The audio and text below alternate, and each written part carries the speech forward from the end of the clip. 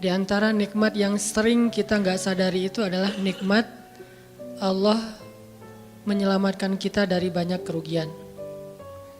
Kalau keuntungan kan kita tahu nih, karena wujud kan. Tapi kalau kerugian, kita seringnya nggak tahu karena tidak berwujud. Kalau berwujud, rugi. Kalau dihindarkan dari kerugian, pasti nggak akan ada wujudnya. Misalnya dihindarkan dari jatuh, berarti kan nggak ada lecetnya ya. Kalau lecet berarti jatuh. Kalau nggak lecet berarti nggak jadi jatuh. Nah ini berarti kan tidak berwujud. Karena nggak berwujud, seringnya kita nggak sadar kalau itu nikmat dari Allah. Tapi kita harus belajar yakin itu sering terjadi dalam hidup kita. Baik itu lecet fisik ataupun lecet hati. Berat. Karena kalau udah kerasa di hati kita kan berarti ada masalah nih. Kadang-kadang Allah menyelamatkan kita dari kekecewaan, dari marah, dari sakit hatinya. Itu kan tidak ada wujudnya karena kita diselamatkan. Tapi yakin bahwa sesungguhnya itu juga nikmat dari Allah. Makanya harus tetap bersyukur walaupun kita kadang gak bisa menghitung nikmat Allah. Karena emang gak mungkin menghitung nikmat Allah. Wa in ta'uddu ni'matallah. Gak mungkin kita bisa menghitung nikmat Allah. Gampangnya misalnya coba aja, ada nggak kita yang bisa ngitung jumlah tetes air hujan ketika turun hujan? Itu baru satu nikmat ya, hujan doang nih. Bisa nggak ngitung berapa tetes air hujan yang jatuh ketika kita lagi musim hujan? Atau sekali hujan aja nih, setengah jam berapa tetes? Nggak ada yang bisa ngitung. Itu aja nggak sanggup, apalagi nikmat-nikmat yang lebih besar. Nah jadi tetap walaupun kita nggak sadar nikmat Allah apa, tapi kita pakainya bukan cuma dengan logika. Hidup saya kayaknya gini-gini aja logikanya nih. Tapi kalau kita beriman sebetulnya nggak gini-gini aja. Hidup kita tuh harusnya lebih parah dari ini nih. Hidup kita tuh harusnya banyak masalah. Cuman sebagian besar masalah udah Allah hindarkan. Udah Allah selamatkan kita dari masalah-masalah itu. Cuman dikasih sebagian kecil sebagai pengingat buat kita. Kadang-kadang kalau nggak dikasih masalah sama sekali kita suka jauh dari Allah. Karena Allah kangen. Di antara hadis kangennya Allah kepada kita tuh, Allah kalau kangen kepada hambanya dikasih ujian. Hamba yang kayak gimana? Hamba yang kalau nggak dikasih ujian nggak deket sama Allah. Sehingga kalau Allah kangen sama kita, yang nggak deket sama Allah nih suka lupa sama Allah, Allah kasih kita ujian. Tapi ujian yang dikasih juga ujian yang insya Allah masih ketahan sama kita.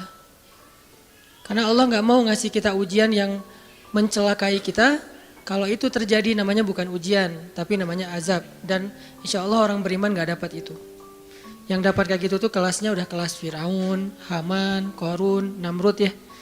Abu Jahal, Abu Lahab itu kayak gitu tuh. Tapi kalau kelas orang muslim yang udah beriman cuman gak soleh-soleh amat, insya Allah yang dikasih bukan azab, yang dikasih adalah ujian. Kenapa? Allah kangen dengerin curhat kita di sepertiga malam. Allah kangen ngeliatin kita menangis dan manja kepada Allah. Allah kangen kita bangun tengah malam atau sepertiga malam berdoa kepada Allah. Allah kangen kita berdiri dan sujud dengan waktu yang lama.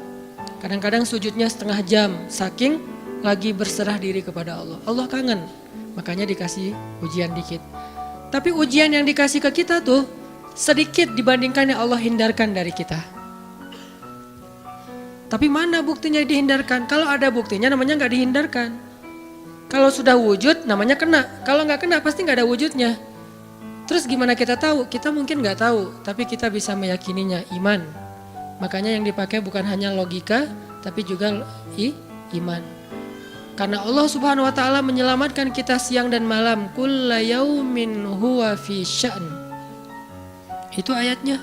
Kulla yaumin huwa fi sya'n. Setiap hari Allah sibuk menyelamatkan kita.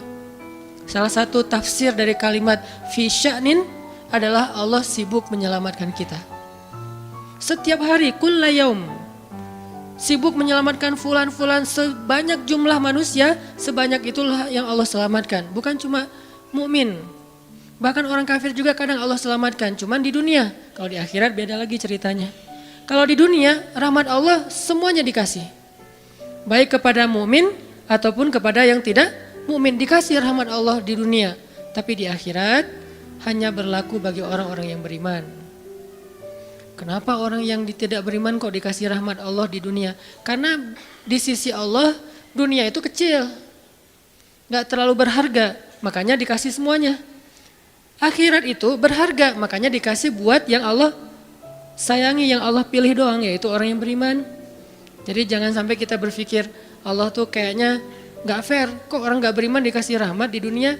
Karena dunia itu gak terlalu berharga di sisi Allah. Seandainya dunia itu ada harganya walaupun sebelah sayap nyamuk, gitu kan hadisnya, gak akan Allah kasih itu dunia kecuali kepada orang beriman. Tapi berhubung lebih ringan daripada sebelah sayap nyamuk, dikasih kepada semuanya.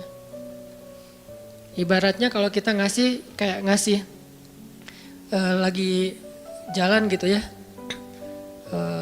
naik angkot misalnya, naik angkot terus sama istri nih naik angkot berdua.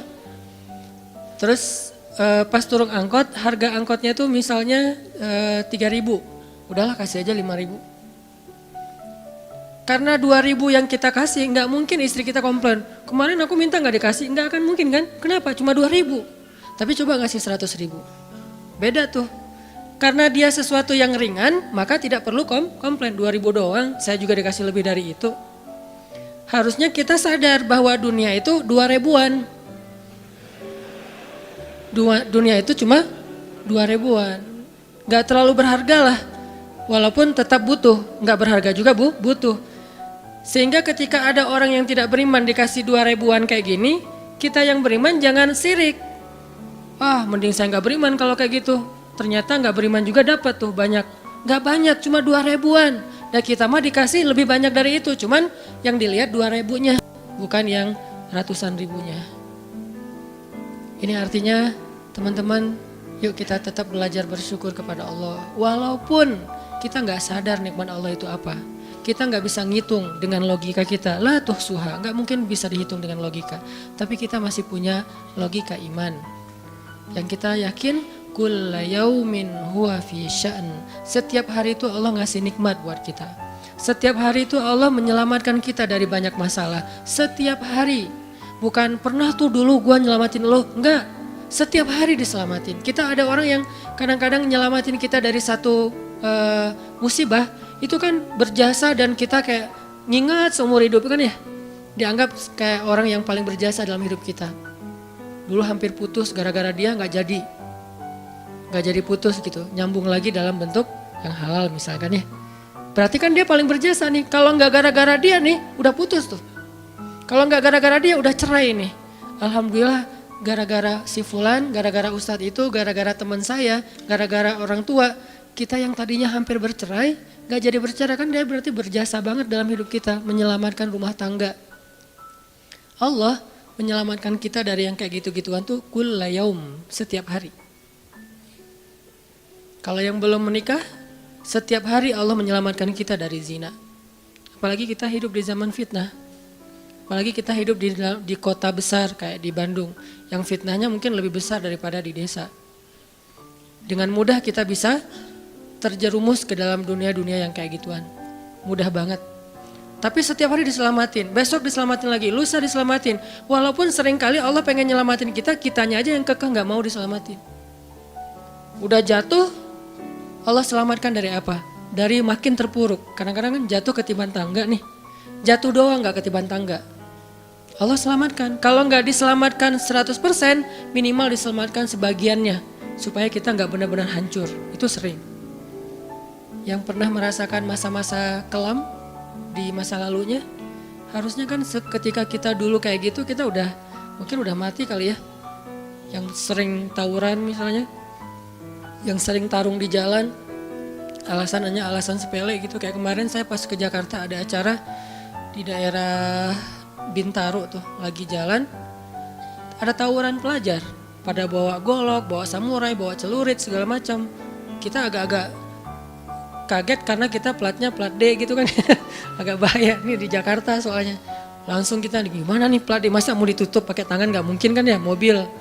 Akhirnya la haula aja. Coba bayangin, mungkin sebagian kita pernah ngalamin masa kayak gitu dan mungkin lebih parah. Yang kayak gitu-gitu mah udah jadi kayak sarapan lah. Kalau nggak makan siang.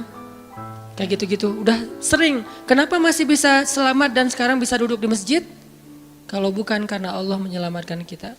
Jadi kalau ada yang cerita ke saya itu tentang pengalaman masa lalunya yang luar biasa kelam, saya itu selalu bukan takjub ke dianya, takjub ke Allahnya. Bukan takjub karena dia bisa berhijrah, takjub karena Allah masih menyelamatkan dia dan menghijrahkan dia. Sehingga ketika dengar cerita kayak gitu, yang kita ucapkan adalah Masya Allah, Alhamdulillah. Bukan, wah hebat lo ya, dulu pernah bunuh orang, pernah ini, pernah semua dosa pernah gue lakuin dah. Itu gak perlu bangga, karena kalau dia gak diselamatin Allah, dulu udah celaka dengan dosa-dosa itu. Tapi karena Allah selamatkan, akhirnya dia diberi kesempatan. Bikin dosa dibiarin sama Allah, bikin dosa dibiarin, bukan dibiarin berbuat dosa, dibiarin supaya dia kembali kepada Allah, dikasih kesempatan. Dan itu gak sehari, bertahun-tahun kan kita kayak gitu, masih aja Allah biarin, masih Allah kasih kesempatan. Ini artinya teman-teman, benar kulla yaumin huwa fi sya'an. Setiap hari itu Allah selalu jagain kita. Setiap hari itu Allah selalu nyelamatin kita dari banyak masalah. Kalau yang udah nikah, mungkin di hari-hari pertama atau tahun-tahun pertama nih pengalaman pernikahan ya. Ya nggak apa-apa deh. Sedikit lah ya, saya mah nggak terlalu berpengalaman. Ada yang lebih berpengalaman dari saya lah ya, ada sedikit pengalaman. Biasanya orang yang baru nikah ujiannya itu 3 tahun pertama. Kalau dia bisa ngelewatin masa 3 tahun pertama, insya Allah agak lebih mudah ke depannya. 3 tahun pertama ini paling berat. Apalagi kalau dia nikahnya alhamdulillah gak pacaran. Kalau pacaran kan ujiannya udah sebelum nikah udah banyak ujian ya. Pas sudah nikah ya udah selesai. Bukan udah selesai ujiannya, udah gak ada yang perlu udah hambar aja. Udah plan ya. Pernah gitu Ustaz? Enggak sih. Untung ya, untung. Alhamdulillah gak pakai pacaran. Soalnya yang pacaran diputusin melulu.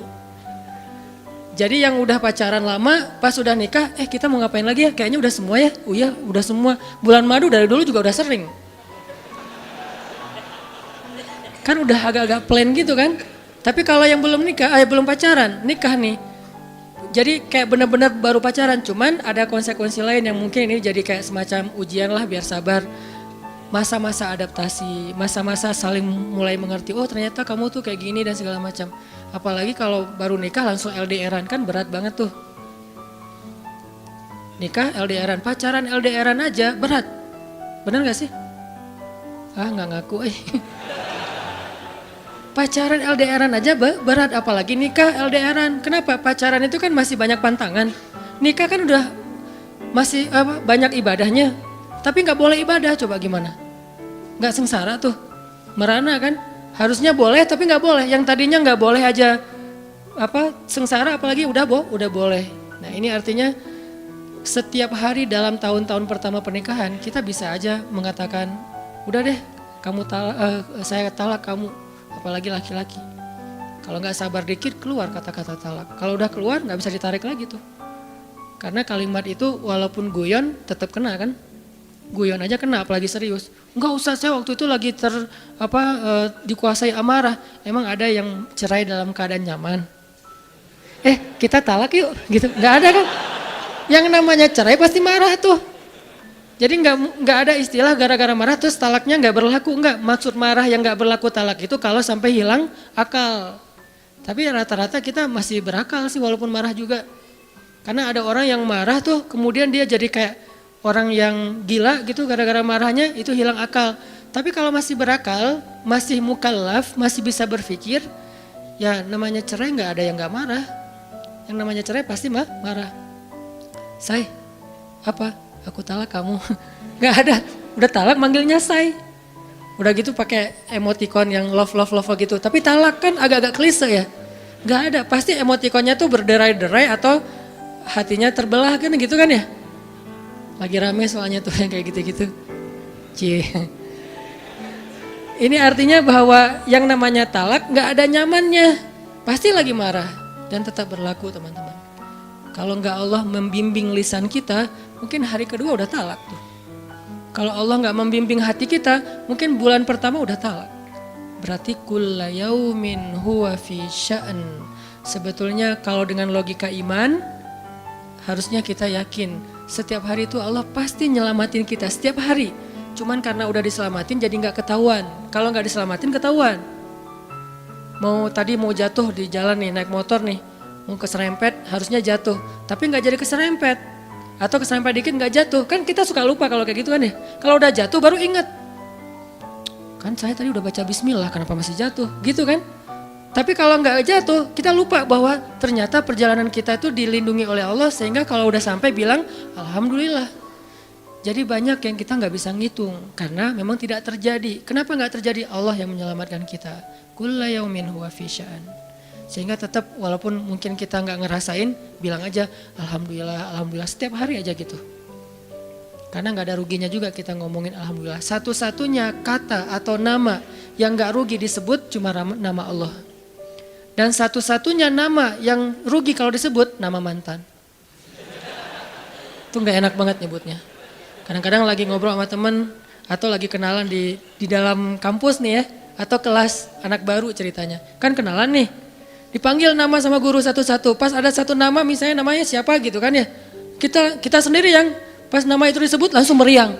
Lah kamu kenapa? Itu nama mantan saya bu. Kan suka gitu ya. Sampai ada nama jalan bisa buat dia kegeeran sendiri. Saya pernah di Masjidil Haram ada salah satu nama gate, nama gate tuh, bukan gate Masjidil Haram ya. Kalau gate Masjidil Haram semuanya nama cowok, kan nggak mungkin saya punya mantan cowok kan. Salah satu gate di hotel lah, itu namanya tuh nama, pokoknya nggak usah disebut, ketahuan ntar, di stalking lagi ya. Ada salah satu gate di hotel besar kayak Zam-Zam Tower gitu, gate-nya tuh namanya nama seseorang. Pas ngeliat tuh, hah, gitu doang. Coba bayangin, nama aja bisa bikin kita calangap? Nama, coba. Jadi satu-satunya nama yang kalau disebut itu bikin kita nggak nyaman, itu nama muatan. Dan satu-satunya nama yang kalau disebut bikin kita dapat kebaikan, cuma nama Allah Subhanahu Wa Taala. Setelah itu baru nama Muhammad SAW. Makanya nggak ada ruginya lah bilang bismillah, innalillah, astagfirullah, masya Allah, subhanallah dan segala macam yang ada kata Allahnya. Sehingga Nabi bilang segala sesuatu yang di dalamnya ada nama Allah maka diberkahi. Dan segala sesuatu yang di dalamnya tidak ada nama Allah maka tercabutlah kebaikannya. Jadi nggak ada rugi. Sehingga sampai nama orang aja yang paling baik itu adalah Abdullah sama Abdurrahman. Walaupun manggilnya Dul, El. Tapi tetap namanya bagus nih, Abdullah, Abdurrahman. Kepanjangan prolognya. Tapi ada hubungannya, Allah itu kalau kangen sama kita, Allah kasih kita ujian.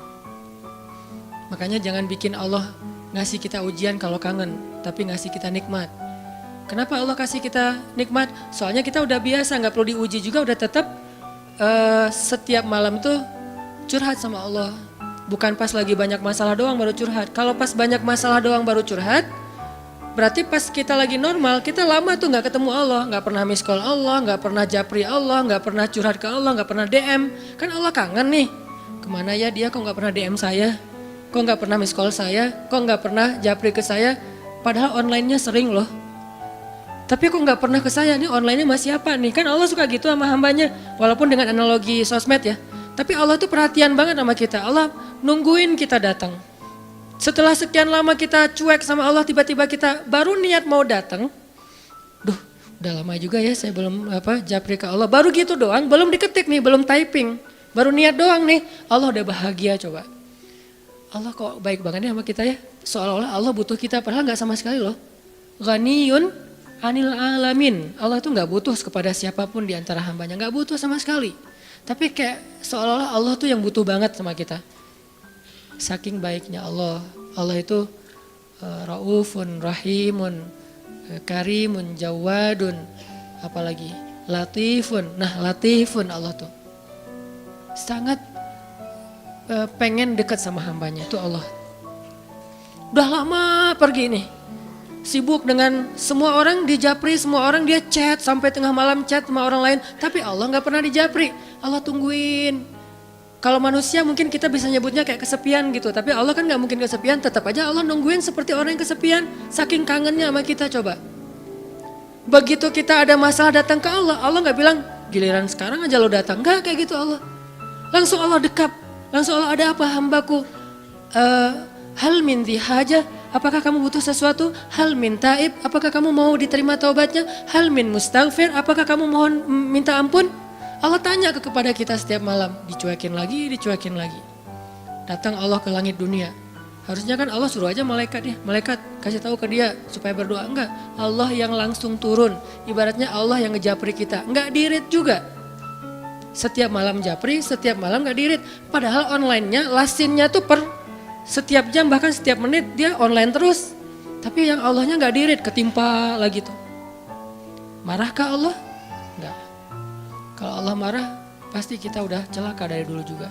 Karena kalau Allah udah marah, maka perhatikanlah kaum-kaum sebelum kalian, kata Allah.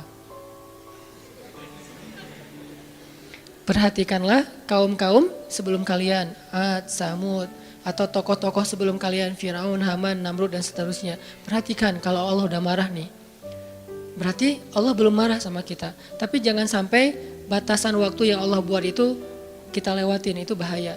Karena kalau Allah sudah menentukan waktunya, gak bisa ditolak lagi sama kita.